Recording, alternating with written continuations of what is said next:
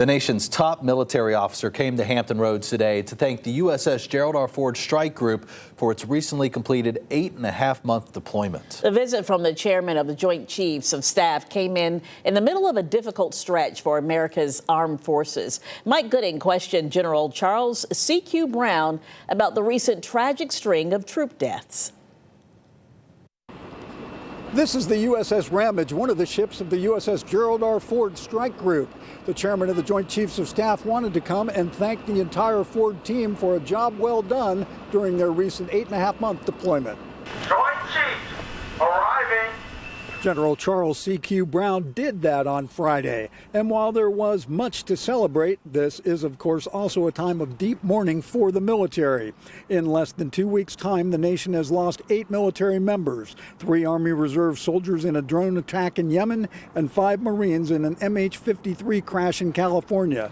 I asked General Brown about his message to the country's military families in the wake of such devastating tragedies. Our responsibility as senior leaders, and as leaders at all levels, is to ensure that our service members are operating as safely as possible. But I also tell you, the operations we do are not risk-free. Brown's visit also came as the Navy continues to grapple with 2 clusters of 9 total sailor suicides in less than a year back in 2022 and 2023.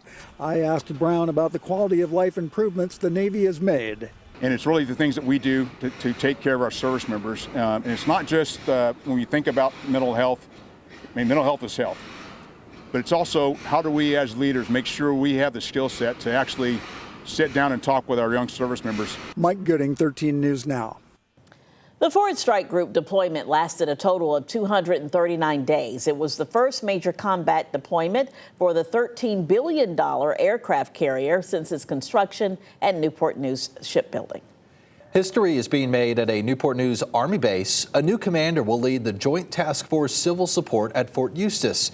The unit's new leader, Colonel Tanya McGonigal, is the first black woman to ever take charge. The unit responds to disasters across North America. That could be natural disasters or support during the COVID-19 pandemic. Colonel McGonigal says this is a humbling experience. She says this will be her 4th time serving as a commander, but it's not her first time making history. I was the first African-American female to command the 229th Military Police Company in Virginia Beach, the first African-American female to be battalion commander for the 151st Military Police Battalion. She was also the only woman to graduate from her Virginia State Officer Candidate School class back in 1999. Now she's looking ahead, ready to get to work, and hopeful her story will inspire others. Colonel McGonigal relieved Colonel Lamar Parsons this morning. She's expected to lead the new unit over the next few years.